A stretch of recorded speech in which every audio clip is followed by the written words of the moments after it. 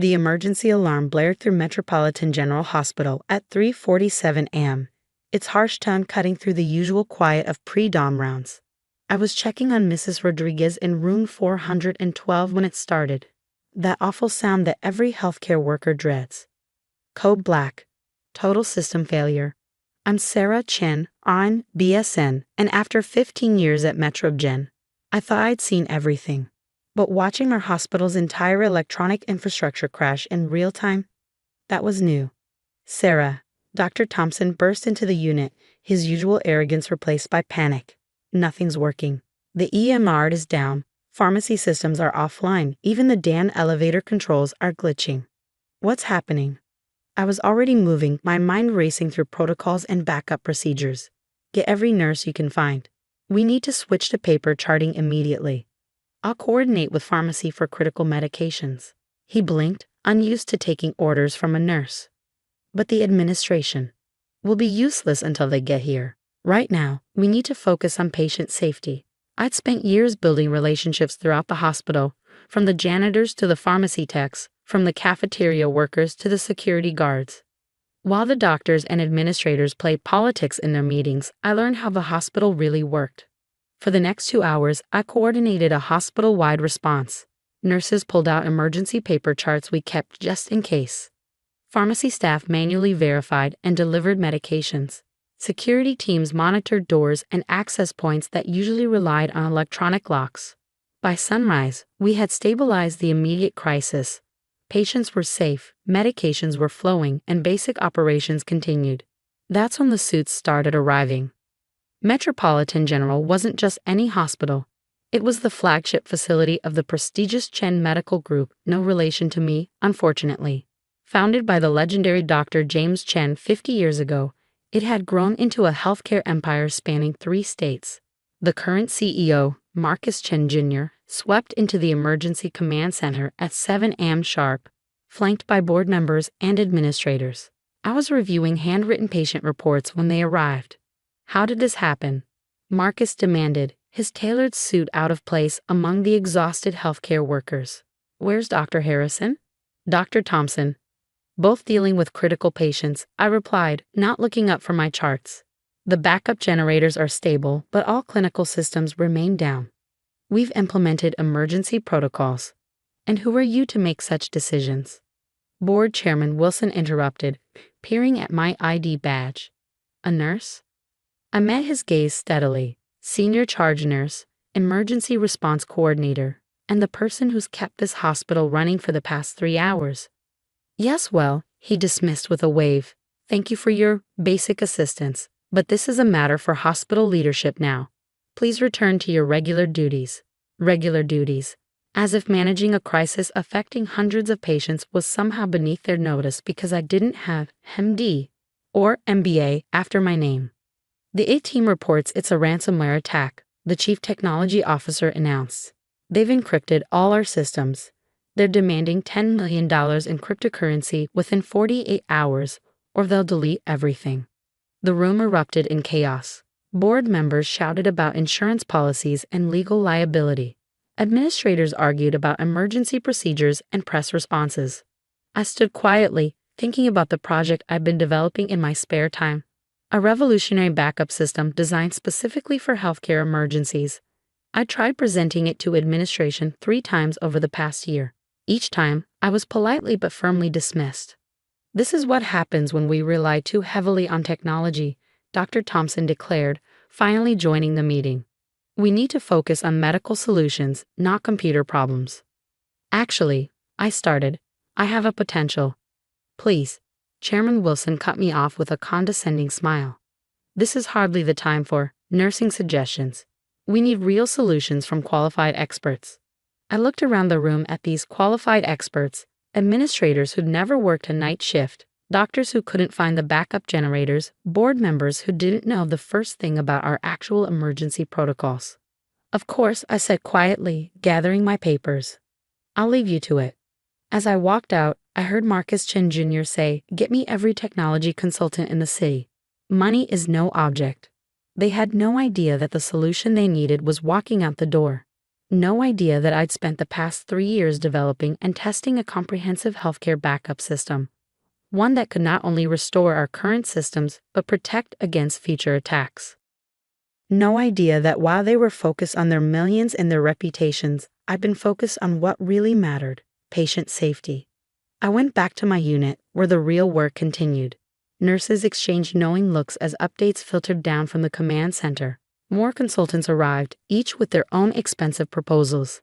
Hours ticked by with no progress. By evening, the situation was deteriorating. Without access to medical records, medication histories, or imaging systems, patient care was becoming dangerous.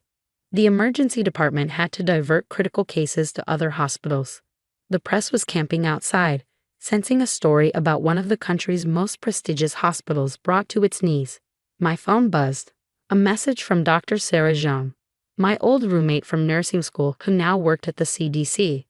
Heard about Metrogen, how bad? I gave her a quick update, then added, remember that backup system I told you about? The one those idiots rejected? Yeah, would it help? It would solve everything. But they won't listen to just a nurse. Her response came quickly. Then maybe it's time they learned what nurses can really do. She was right. I'd spent my career being underestimated, watching administrators make decisions without understanding the frontline reality of healthcare. Maybe this crisis was an opportunity. I went to my locker and pulled out a worn leather notebook, Dad's last gift before he died. He'd been a maintenance worker at Metrogen for 30 years, teaching me everything about the hospital's infrastructure that you couldn't learn in nursing school. Sometimes, he'd said, you have to let people fail before they'll accept help. Opening the notebook, I reviewed my system's architecture one more time. 3 years of work, countless late nights, every detail meticulously planned. A solution that could save not just Metrogen, but potentially hospitals across the country. They had 36 hours until the ransom deadline. The question was, how long would their arrogance last before they realized they needed help from just a nurse? I sent a message to my small team of trusted colleagues, other nurses, its staff, and technicians who'd helped me develop and test the system in secret. Be ready. When they finally ask for help, we'll have to move fast. Then I settled in for a long night of patient care, knowing that sometimes the best revenge isn't about getting even. It's about being right. By dawn, Metropolitan General was in chaos. The expensive consultants had failed. Each attempted fix only made things worse, and the ransomware's deadline loomed closer with every passing hour. I watched from my unit as another team of suited experts rushed past, their polished shoes clicking against floors they'd never walked during a night shift. Through the window, I could see news vans gathering like vultures. Sarah, Jenny, one of our best ICU nurses, appeared at my side. They're calling an emergency board meeting. All department heads. Let me guess. Nurses aren't invited. She smiled grimly. Actually, they are. They're desperate enough to try anything now. The main conference room was packed when I arrived. Board members sat around the massive oak table, while department heads lined the walls. The tension was thick enough to cut with a scalpel. Marcus Chen Jr. looked like he hadn't slept. Our latest consultants estimate 5 days minimum to rebuild the systems, he announced. The ransom deadline is in 18 hours. What about our backup servers? Someone asked. The CTO shook his head. Compromised. The attack was sophisticated. They got everything. We can't run a hospital this size on paper charts, Dr. Thompson declared. It's not 1950. I waited, watching them spiral into panic and blame. Chairman Wilson was red-faced, shouting about stock prices and reputational damage. Department heads argued about prioritizing their patients. Finally, I cleared my throat. I have a solution. The room fell silent, heads turning. Some looked confused. They'd probably never noticed me at these meetings before. Ms. Chen, Chairman Wilson sighed. Unless you have 10 million in cryptocurrency, I have something better. I interrupted, pulling out my laptop. A comprehensive backup system designed specifically for healthcare emergencies, one that can restore our operations and prevent future attacks. Marcus leaned forward. What are you talking about? I opened my presentation, the same one they'd dismissed 3 times before. For the past 3 years, I've been developing a secure, distributed system that maintains real-time copies of all critical healthcare data. It operates independently from main hospital networks, with multiple redundancies and security protocols. And you're just mentioning this now? Dr. Thompson demanded. Actually, Jenny spoke up from the back. She's tried to present it 3 times. You all said it wasn't worth considering because she's just a nurse. The room grew uncomfortably quiet. How do we know it works? The CTO asked, professional skepticism warring with desperate hope. Because we've been testing it in parallel for 6 months, I replied. Remember that efficiency study you approved without reading? My team has been running shadow systems, proving the concept works.